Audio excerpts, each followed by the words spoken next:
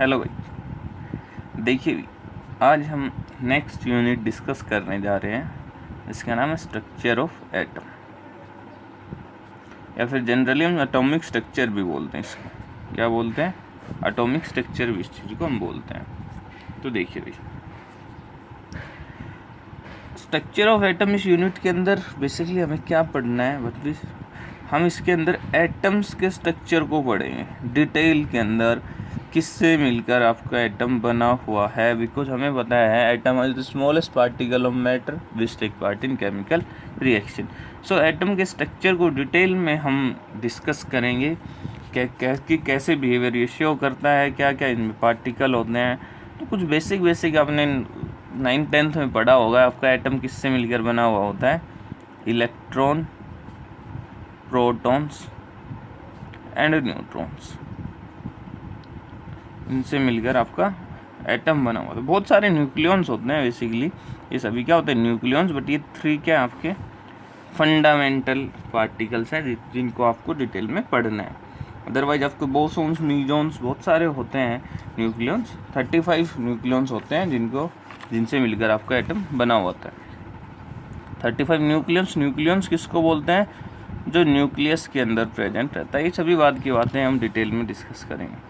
तो सबसे पहले तो बात करते हैं, पहले हमें जो साइंटिस्ट जस्ट ये कंसिडर करते थे कि जो आपका मैटर है वो उसका स्मॉलेस्ट पार्ट है एटम।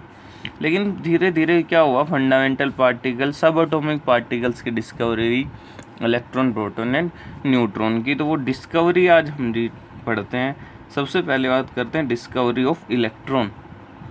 इलेक्ट्रॉन की डिस्कवरी कैसे हुई? देखिए, इलेक्ट्रॉन की डिस्कवरी बेसिकली जे बोलते हैं कि जे थॉमसन ने आपकी की थी, लेकिन बहुत सारे साइंटिस्टों का कंट्रीब्यूशन था। हम देखते हैं क्या था। सबसे पहले तो आपका एक विलियम क्रूक नाम का साइंटिस्ट था। वो क्या कर रहा था? वो स्टडी कर रहा था किसकी? Study of conduction of electricity through gas. Conduction of electricity through gas. Gas के अंदर से इलेक्ट्रिसिटी पास कर रहा था लो टेम्परेचर पे। तो उसने क्या किया? एक सेटअप तैयार किया।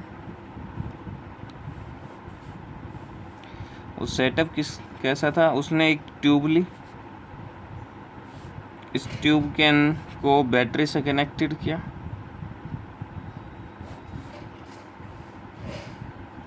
ठीक है भाई, इसके अंदर कोई गैस फिल की, लो डेंसिटी की, लो टेम्परेचर पे कोई गैस फिल की। अब क्या किया? यहाँ पे उसने एक वैक्यूम पंप लगाया टू रिड्यूस प्रेशर। क्या लगाया भाई? एक वैक्यूम पंप लगाया जो क्या करेगा? आपका प्रेशर को रिड्यूस करेगा। तो अभी बात करते हैं। देखिए, ये टर्मिनल कौन सा हो गया आपका? Positive terminal. ये आपका कैसा टर्मिनल हो गया? Negative terminal. टेम्परेचर लो लेना है, डेंसिटी आपकी जनरली क्या ली है? लो ली है। ये जो बैटरी की वोल्टेज है ये बहुत हाई वोल्टेज ली है, अराउंड 10,000 वोल्ट की उसने बैटरी आपकी यूज की थी। ठीक है भाई। तो जो नेगेटिव टर्मिनल है उसको क्या बोलते हैं हम? कैथोड। और जो पॉजिटिव टर्मिनल है उसको हम बोलते हैं एनोड। पॉजिटिव टर्मिनल को क्या बोलते हैं? एनोड। तो देखिए, विलियम क्रूक ने क्या किया? ये एक आपकी इस ट्यूब को क्या बोलते हैं हम? Discharge tube. Discharge tube. इस डिस्चार्ज ट्यूब के अंदर गैस फिल की, गैस मॉलिक्यूल्स, और एक हाई वोल्टेज बैटरी से कनेक्टेड किया। हाई वोल्टेज बैटरी से कनेक्ट करने से हुआ क्या? जब अंदर का प्रेशर, तीन केस हुए यहाँ पे, 3 कंडीशन थी। फर्स्ट केस, जब आपका गैस का pressure, when pressure of gas is equal to और greater than 1 atm, that means high pressure की जब हम बात कर रहे थे, तो उस प्रेशर पे क्या था? उस प्रेशर के पे कोई भी करंट सर्किट के अंदर फ्लो नहीं कर रहा था। No current is flowing through the circuit. Circuit से आपको कोई भी करंट फ्लो नहीं कर रहा था। क्यों नहीं कर रहा था? उसका रीजन है बिकॉज हमें बताया जो आपकी गैसेज होती हैं वो क्या होती हैं? Bad conductor of electricity. Because gases are bad conductor of electricity.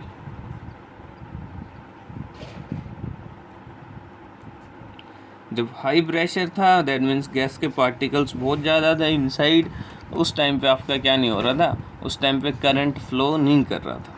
Case 2, जब आपने वैक्यूम पंप का यूज किया, प्रेशर डिक्रीज किया और प्रेशर आपने डिक्रीज कर दिया around 10⁻⁻² atm। When pressure of gas जो आपका था वो अप्रोक्सीमेट कितना हो गया, 10⁻⁻² atm। तो उस टाइम हुआ क्या, करंट फ्लो करने लग गया सर्किट से, current start flowing through the circuit.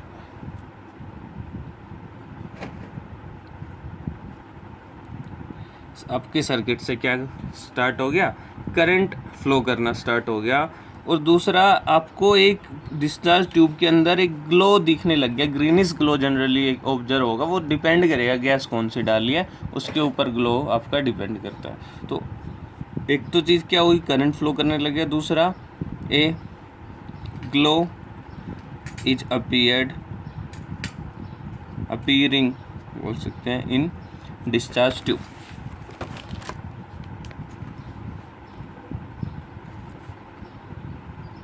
Case 3, उसने क्या किया, उसने फर्दर प्रेशर को क्या किया, डिक्रीज किया। और प्रेशर को डिक्रीज करके वो ले आया आपका अप्रोक्सीमेटली 10⁻⁻4 atm के पास। जब आपका प्रेशर 10⁻⁻4 atm के करीब पहुंच गया तो उस टाइम क्या हुआ, उस टाइम करंट तो अभी भी फ्लो कर रहा था, current is still flowing through the circuit.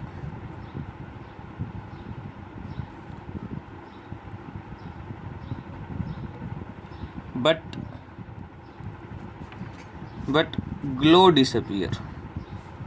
जो आपका एक ग्लो मिल रहा था, कलर्ड ग्लो जो आपका दिख रहा था, ग्रीनिश ऑरेंज जो भी था, गैस पे डिपेंड करेगा। उन्होंने जो लिए थे नियॉन गैस डाली थी जिसके अंदर बेसिकली क्या ग्रीन ग्लो आपको मिलता है। जब आपको ग्लो क्या हो गया, डिसअपीयर। अभी भी करंट फ्लो कर रहा है जब आपने फर्दर प्रेशर डिक्रीज किया, बट आपका ग्लो डिसअपीयर हो गया। लेकिन जब हमने यहाँ पे ये कैथोड था, जब हमने यहाँ पे ZnS की कोटिंग की बिहाइंड एनोड, जब ZnS जिंक सल्फाइड की कोटिंग की, तो हमें यहाँ पे फिर से ग्रीनिश ग्लो अपीयर होने लग गया behind anode. When ZnS is coated behind anode,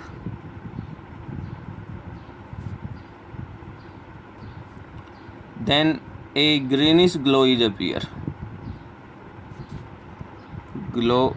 appear behind anode। अब ये ग्रीनिश ग्लो क्यों मिलता है, देखिए भाई, ZnS जो होता है जिंक सल्फाइड है, ये आपका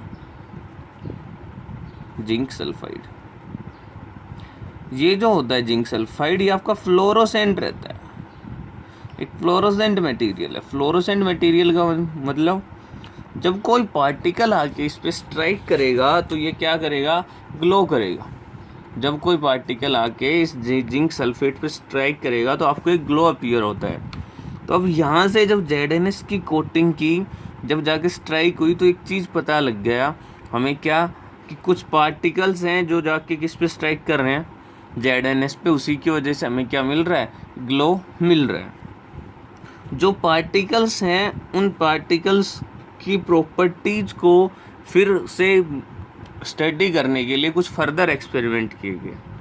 अभी तक हमें क्या पता लगा, जब हमने प्रेशर बहुत डिक्रीज कर दिया, करंट फ्लो कर रहा था, ग्लो डिसअपीयर हो गया था। लेकिन जब ZnS हमने की कोटिंग की तो हमें वहाँ पे बिहाइंड एनोड एक ग्लो अपीयर हो रहा था। वो ग्लो ये चीज़ शो कर रहा है कुछ पार्टिकल्स आके ZnS पे स्ट्राइक कर रहे हैं। तो उन पार्टिकल्स की बेसिकली प्रॉपर्टीज को हमें पढ़ना है। तो ये पार्टिकल्स हैं, इन पार्टिकल्स को क्या बोला गया, उन्होंने बोला कि कुछ रेज आ रही हैं इस साइड से, कैथोड की साइड से कुछ रेज आपकी आ रही हैं। वो जाके क्या कर रही हैं, वो जो रेज बन रही हैं आपकी, वो किसकी वजह से बन रही हैं, कुछ पार्टिकल्स से बन रही हैं। वो पार्टिकल जब जाके जिंक सल्फाइड पे स्ट्राइक करेंगे तब आपको ग्लो मिलेगा। ये जो रेज हैं ये किस साइड से जा रही हैं, कैथोड की तरफ से जा रही हैं, तो इसलिए इन रेज को बोला गया कैथोड रेज। इन रेज को क्या बोला गया, कैथोड रेज। किधर से, और ये सीम्स हो रहा है कि किधर से ओरिजिनेट हो रही है, कैथोड से ओरिजिनेट हो रही हैं, तो इन रेज को क्या बोला गया, कैथोड रेज। अब देखो, अब इन प्रॉपर्टीज पढ़नी है हमें इन कैथोड रेज की, प्रॉपर्टीज ऑफ कैथोड रेज।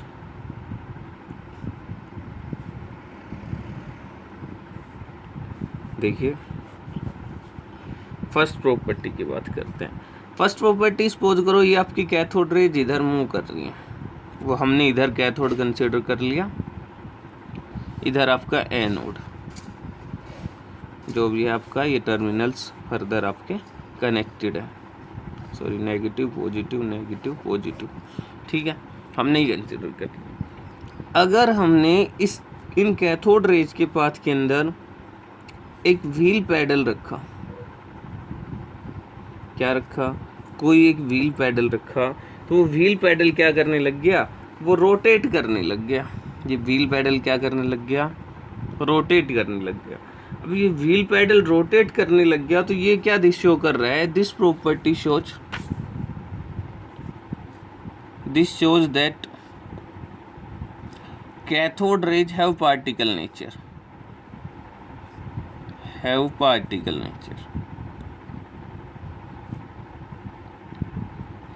इसका रोटेशन क्या शो कर रहा था कि आपके कैथोड रेज है वो क्या है, पार्टिकल नेचर शो करते हैं, वो किन्हीं पार्टिकल से मिलकर बनी हुई है। अगर वो पार्टिकल से बनकर नहीं होती, वेव से होती, तो ये रोटेट नहीं करता, वेव्स तो मासलेस होती है, वो इसके अंदर से क्या कर जाती, प्रोपगेट कर जाती, ठीक है। तो ये क्या शो कर रहा है, आपका पार्टिकल नेचर शो कर रहा है। दूसरा, जब कोई शार्प ऑब्जेक्ट आपने प्लेस किया कैथोड रेज के पाथ के अंदर, ये आपकी कैथोड रेज थी, जब कोई शार्प ऑब्जेक्ट आपने, कोई भी ऑब्जेक्ट रखा, शार्प के कोई भी ऑब्जेक्ट रखा, तो इसकी जो हमें इमेज मिली वो शार्प इमेज मिली, शार्प शैडो मिली। जब आपने कैथोड रेज के बाद में एक ऑब्जेक्ट रखा उसकी शार्प शैडो मिली, और ये शार्प शैडो मिली तो ऑप्टिक्स बोलती है, फिजिक्स में पढ़ोगे ऑप्टिक्स बोलती है अगर किसी भी रेज के बीच कोई भी रेज किसी ऑब्जेक्ट की शार्प शैडो फॉर्म करती हैं, दैट मीन्स वो रेज स्ट्रेट लाइन में ट्रेवल करती हैं। कैसे ट्रेवल करेंगी, स्ट्रेट लाइन में आपकी ट्रेवल करेंगी। तो यहाँ से मैं बोल सकता हूँ cathode rays travels in straight line.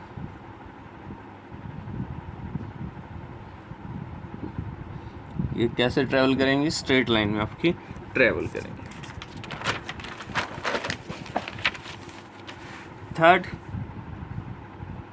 Third क्या किया, ये जो कैथोड रेज थी, इन कैथोड रेज के ऊपर कोई एक्सटर्नल क्या किया गया, एक्सटर्नल इलेक्ट्रिक फील्ड अप्लाई किया गया। ये आपकी कैथोड रेज थी, तो जब ये कैथोड रेज एक्सटर्नल फील्ड के थ्रू गई तो ये डिफ्लेक्शन हुआ, और किधर हुआ, पॉजिटिव प्लेट की तरफ हमें डिफ्लेक्शन देखने को मिला। अब पॉजिटिव प्लेट की तरफ अगर हमें डिफ्लेक्शन देखने को मिलेगा तो दैट मीन्स पॉजिटिव की तरफ कौन अट्रैक्टेड रहेगा, नेगेटिवली चार्ज। दैट मीन्स ये जो पार्टिकल जिन पार्टिकल से बने हैं उस पर चार्ज कैसा होगा, नेगेटिव चार्ज। तो यहाँ पे हम लिख सकते हैं, इस एक्सपेरिमेंट से हमें पता लगा cathode rays have negative charge particles, contain ही बोल सकते हैं, कंटेन नेगेटिव चार्ज पार्टिकल्स, ठीक है भाई। उसके बाद फोर्थ हमने क्या किया, हमने एक मेटल सरफेस लिया, कोई भी एक मेटल सरफेस लिया, और इस मेटल सरफेस के ऊपर कैथोड रेज की बम्बार्डमेंट करवाई। ये क्या थी आपकी कैथोड रेज। जब कैथोड रेज इस मेटल सरफेस पे स्ट्राइक की तो यहाँ से क्या हुआ, कुछ रेज निकली जिनको बोलते हैं एक्स रेज। एक्स रेज आपकी निकली, और एक्स रेज निकली तो उस टाइम पे ये एक्स रेज की पेनिट्रेशन पावर आपको पता है क्या होती है, वेरी हाई। पेनिट्रेशन पावर जो होती है वो, ये पेनिट्रेशन पावर दैट मीन्स आपका क्रॉस कर जाना, किसी भी एक बैरियर, किसी भी एक बाउंड्री को क्रॉस कर जाना, ठीक है, पेनिट्रेशन पावर। तो इनकी पेनिट्रेशन पावर क्या होती है एक्सरेज की? हाई। तो कैथोड रे जब भी कोई किसी मेटल सरफेस से जाकर स्ट्राइक करेंगी तो वहाँ से क्या होगा, आपकी एक्सरेज प्रोड्यूस होंगी। और ये मेटल सरफेस नॉर्मल नहीं होना चाहिए, कोई हार्ड मेटल होना चाहिए, लाइक आपका टंगस्टन मोलिब्डेनम हम यूज़ करते हैं, टंगस्टन मोलिब्डेनम जनरली ये यूज़ करते हैं, ठीक है। उसके बाद फिफ्थ, अगर जब ये मेटल रे इस पर स्ट्राइक करेंगे तो ये जो आपका मेटल सरफेस है ना, ये हॉट हो जाएगा, गर्म हो जाएगा, हीट हो जाएगा। तो हम यहाँ पे बोलते हैं cathode rays show heating effect. क्या शो करते हैं? हीटिंग इफेक्ट शो करती है। जब कैथोड रेज किसी मेटल सरफेस पे जाके स्ट्राइक करेंगी तो स्ट्राइक करने पे क्या होगा, हीटिंग इफेक्ट शो करेंगे। नेक्स्ट आपकी प्रॉपर्टी जो है वो हम बोलते हैं they possess high penetration power, they possess high penetration effect. Penetration का भी बताया था, क्रॉस कर जाना। इनके पास हाई पेनिट्रेशन पावर होती है, इसीलिए इस पेनिट्रेशन की वजह से ही हमने यहाँ पे ये जो एनोड था, ये आपकी जो कैथोड रेज थी, इसको पेनिट्रेट करके इधर चली गई, जिंक सल्फाइड पे स्ट्राइक कर रही थी और आपको ग्लो मिल रहा था। अगर इनकी पेनिट्रेशन पावर लो होती तो ये इस एनोड को क्रॉस करके नहीं जाती, इस इलेक्ट्रोड को क्रॉस नहीं कर पाती। तो इनके पास क्या होती है, हाई पेनिट्रेशन पावर होती है।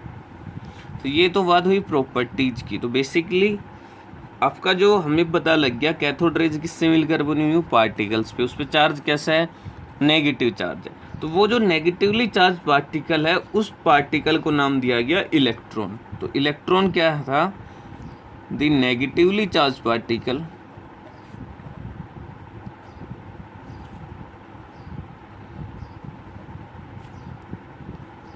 विच constitute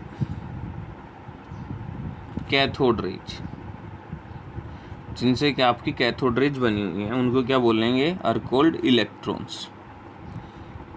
उनको क्या बोलेंगे, इलेक्ट्रॉन्स। तो ये सारा काम तो किया था आपके विलियम क्रूक ने। अब आपका जे थॉमसन आता है मार्केट में। जे थॉमसन क्या करेगा, फिर जे थॉमसन ने क्या किया, जे थॉमसन ने वो जो इलेक्ट्रोड पुट की थी, वो डिफरेंट गैस उसने फिल की उसके अंदर,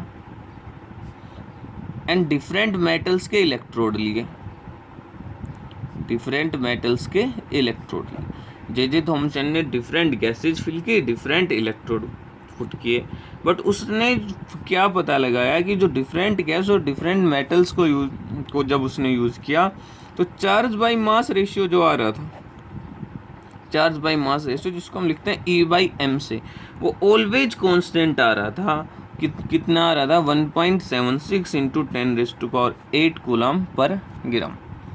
जे थॉमसन ने पता किया कि जो आपका इलेक्ट्रॉन था उसका चार्ज बाई मास रेशियो जो था, जो नेगेटिवली चार्ज पार्टिकल जिससे कैथोड रेज बन रही थी, जो आपने डिफरेंट गैस फिल की, डिफरेंट मेटल्स यूज किए इलेक्ट्रोड के अंदर, तो आपका charge by mass ratio always same आ रहा था। वो कितना था, 1.76 इंटू 10⁸ कूलम पर ग्राम। उसके बाद आपका एक और साइंटिस्ट था मुलिकन। उसने क्या किया, उसने एक अपना खुद का एक्सपेरिमेंट किया, ऑयल ड्रॉप एक्सपेरिमेंट। उस ऑयल ड्रॉप एक्सपेरिमेंट से उसने क्या किया, उसने चार्ज निकाल दिया, किस पे, चार्ज ऑन इलेक्ट्रॉन। वह आ गया 1.6 इंटू 10⁻⁻19 कूलम। उसने कोई फर्दर अपना एक्सपेरिमेंट किया, ऑयल ड्रॉप एक्सपेरिमेंट, जिससे उसने क्या निकाल दिया, चार्ज ऑन इलेक्ट्रॉन। तो अब मेरे को चार्ज ऑन इलेक्ट्रॉन पता है, मुझे E पता है 1.6 10⁻⁻19 कूलम। मुझे E/m पता है, कितना है मेरा E/m, वो आपका 1.76 इंटू 10⁸ कूलम पर ग्राम। सो मैं मास निकाल सकता हूँ, मास ऑफ इलेक्ट्रॉन किसके इक्वल आ जाएगा अभी, E/E/m। So 1.6 into 10⁻⁻19 divided by 1.76 into 10⁸ gram. So mass of electron यहाँ से जो आपका आएगा वो आ जाएगा 9.1 इंटू 10⁻⁻28 ग्राम, या आप लिख सकते हो 9.1 इंटू 10⁻31 किलोग्राम। ये वैल्यू याद रखनी है, ये वैल्यूज आपको याद होनी चाहिए, इन न्यूमेरिकल्स में आपके काम आएंगी, न्यूमेरिकल्स में क्या होगी आपके काम आएंगी। तो यहाँ से अब बात आती है इलेक्ट्रॉन क्या, ये जो चार्ज आया 1.6 इंटू 10⁻⁻19, इसको बोला गया 1 यूनिट चार्ज, इसको क्या बोला गया 1 यूनिट चार्ज। तो यहाँ से इलेक्ट्रॉन की डेफिनेशन क्या आई, एन इलेक्ट्रॉन इज ए सब एटॉमिक पार्टिकल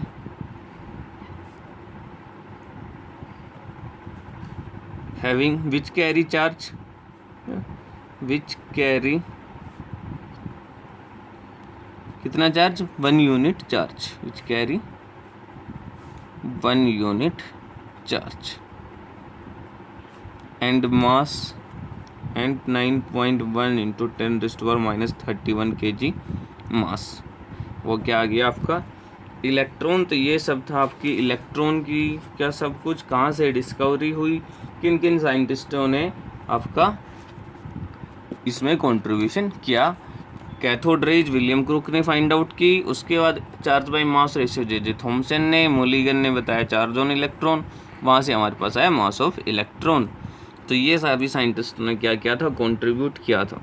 अभी कैथोड रेज को कैथोड रेज क्यों बोलते हैं, बिकॉज एक क्वेश्चन जनरली ये पूछते हैं, why cathode rays are named so,